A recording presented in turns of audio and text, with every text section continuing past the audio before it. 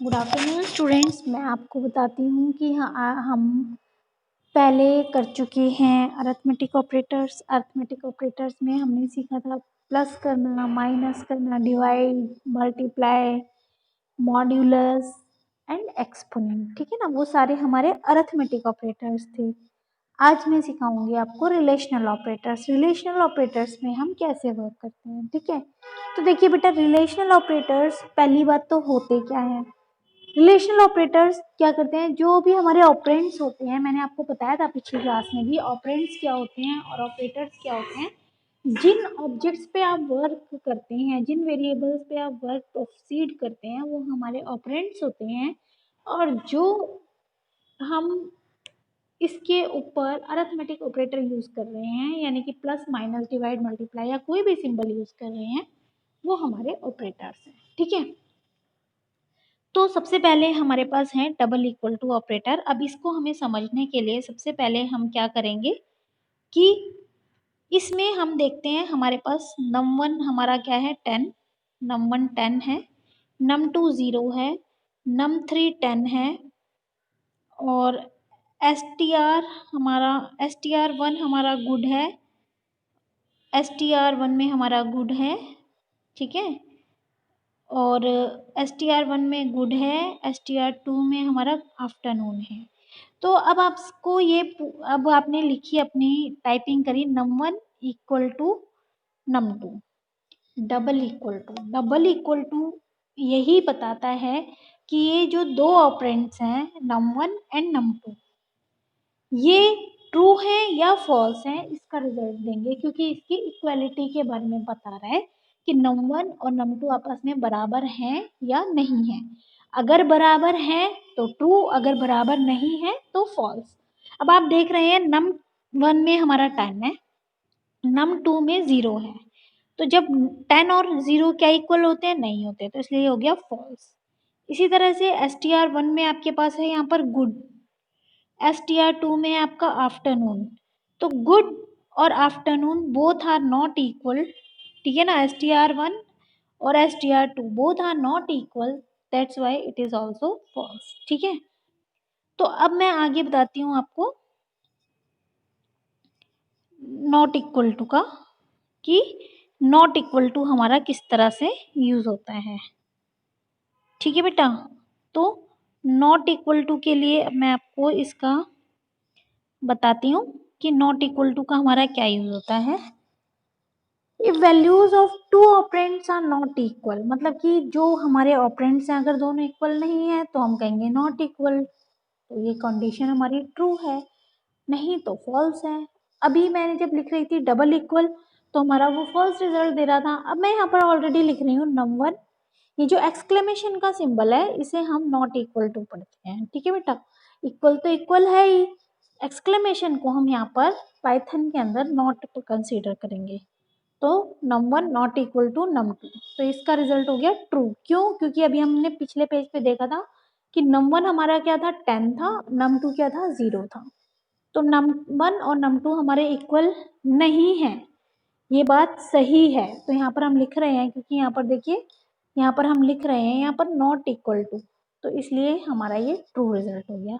Similarly str1 not equal to str2, तो यहाँ पर भी हमारी वही सेम बात हो गई कि str1 में हमारा गुड था और str2 में हमारा आफ्टरनून था, तो गुड, आफ्टरनून, तो दोनों ही हमारे इक्वल नहीं थे, तो इसलिए इसका रिजल्ट ट्रू है।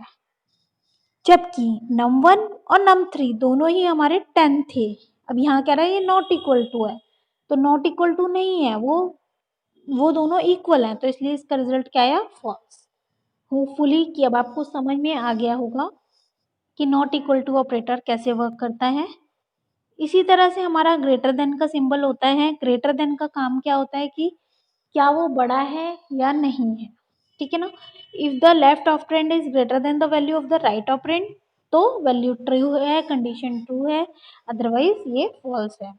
तो num1 ग्रेटर देन num2, मतलब हमारा num1 क्या था 10, num2 हमारा 0 था, तो ये ट्रू हो गया, यस बिल्कुल ट्रू है, तो हमारा ट्रू आंसर आ गया। सेकंड में str1 ग्रेटर देन str2, अब ये ट्रू है या नहीं है ये हमें कैसे पता चला कि क्योंकि हमारे से सीधी सीधी सी बात कही गई है कि गुड आफ्टरनून उसमें है, दोनों ही टेक्स्ट हैं, दोनों में कोई कुछ क्लियर नहीं है कि भाई कितना है नहीं है, तो दोनों क्योंकि हमारी टेक्स्ट है इसलिए इसमें इसने ट्रू रिजल्ट लिख दिया। ठीक है, अब यहाँ पर कहता है नम 1 लेस देन नम 3, क्योंकि उसमें दोनों में 10 है, नम 1 में भी और नम 3 में भी, तो इसलिए हमारा यहाँ पर फॉल्स लिखा लेस देन में। लेस देन मतलब छोटा और ग्रेटर देन मतलब बड़ा। ठीक है ना, तो इस तरह से ये होता है। रिलेशनल ऑपरेटर्स हमारे 4 हैं, double equal to, not equal to, greater than and less than. ठीक है बेटा, अब हमारे पास आगे चलते हैं हम इसमें। इसके अलावा हमारे पास हैं असाइनमेंट ऑपरेटर्स। असाइनमेंट ऑपरेटर्स का हमारा क्या रोल होता है, जो भी हमारे वैल्यू जो हम लिखना चाह रहे हैं, यानी कि वो वैल्यू हमने असाइन की हुई है कि यही हमारी इसकी वैल्यू है। जैसे कि अभी मैं पीछे कर भी रही थी कि नम 1 में हमारी जो वैल्यू दे रखी थी, नम 2 में जो वैल्यू दे रखी थी, तो वही हम इसे कंसीडर कर रहे थे। ठीक है, तो इक्वल का साइन जब हमारा सिंगल होता है, इनको हम असाइनमेंट ऑपरेटर बोलते हैं, कि अगर हमने कुछ असाइन कर रखा है तो वो वेरिएबल की वैल्यू जो है वो चेंज कर देता है। तो आपने ये बात ध्यान रखनी है कि इक्वल टू है तो assign value from right side operand to left side operand. ठीक है ना, तो नम 2 इक्वल टू हमने करा हुआ है नम 1, नम 1 में दे रखा है 2, और बाद में नम 2 को भी नम 1 बना रखा है, यानी कि नम 2 की वैल्यू भी हमारे पास 2 ही है। ठीक है, तो आप देख रहे हैं जब हमने नम 2 लिखा तो रिजल्ट क्या दिखाया है इसने, 2। समझ में आ रहा है बेटा, ये देख रहे हैं नम 1 में 2 था, नम 2 में जो वैल्यू है वो नम 1 की है, और जो ये नम 2 है इसका आउटपुट आया हमारा 2। इसी तरह से हमने लिखा country equal to single quotes India, फिर हमने खाली कंट्री टाइप करा तो इसने लिखा दिया इंडिया। तो इसका मतलब यही होता है कि ये हमने वैल्यूज जो हैं असाइन करी हुई हैं। ठीक है बेटा, ये हमारी असाइनिंग की हुई वैल्यूज हैं, तो इसलिए हम इन्हें असाइनमेंट ऑपरेटर भी बोल देते हैं। ठीक है, इसी तरह से अब हमारे पास आते हैं प्लस इक्वल टू।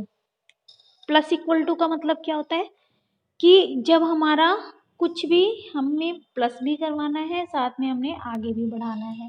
अब देखिए, अब यहाँ पर मैंने करा num 1 equal to 10, num 2 equal to 2, num 1 plus equal to num 2, यानी कि मेरा रिजल्ट भी स्टोर हो जाए नम 1 में और प्लस भी हो जाए नम 1 और नम 2 दोनों ही। तो मेरा नम 1 का रिजल्ट क्या हो गया, 10 प्लस 2। 10 प्लस 2 कितना होता है, 12, तो 12 इज योर आंसर। अगर खाली नम 2 लिखते हैं तो वैल्यू आएगी 2। समझ में आया, तो इसी तरह से प्लस इक्वल टू के अलावा हमारे पास माइनस इक्वल टू भी होता है। माइनस इक्वल टू का काम क्या होता है कि आपके उन्हीं नंबर्स को वो माइनस कर देता है।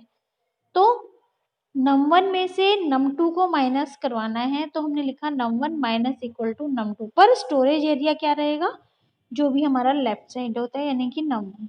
तो नम 1 पे हमारा आ गया 10 माइनस 2 8, 8 इज आवर आंसर। समझ में आ रहा है, ये वाला हमारा क्लियर है आपको, ये वाला कि हमारा माइनस इक्वल टू किस तरह से यूज हुआ। ठीक है बेटा, तो इस तरह से हमारे असाइनमेंट ऑपरेटर्स, जितने भी हमारे अरिथमेटिक ऑपरेटर्स थे वो सारे इसमें भी यूज हो सकते हैं, जिसे हम शॉर्टकट्स भी बोल देते हैं। ठीक है, मल्टीप्लाई इक्वल टू देख रहे हो यहाँ पर, ये दे रखा multiply equal to, multiply equal to, divide equal to, modulus equal to. ठीक है, फिर फ्लो डिवीजन, फिर इक्वल, फिर एंड, फिर एक्सपोनेंशियल वाला, ये सारा आपका क्या दे रखा है आपको, सारे हमारे को वही दे रखे हैं जो हमारे ये असाइनमेंट ऑपरेटर्स हैं। ठीक है बेटा, तो इनको होपफुली कि आपको समझ में आ गए होंगे कि हमारे असाइनमेंट ऑपरेटर्स कैसे यूज़ होने हैं। ओके बेटा, थैंक यू।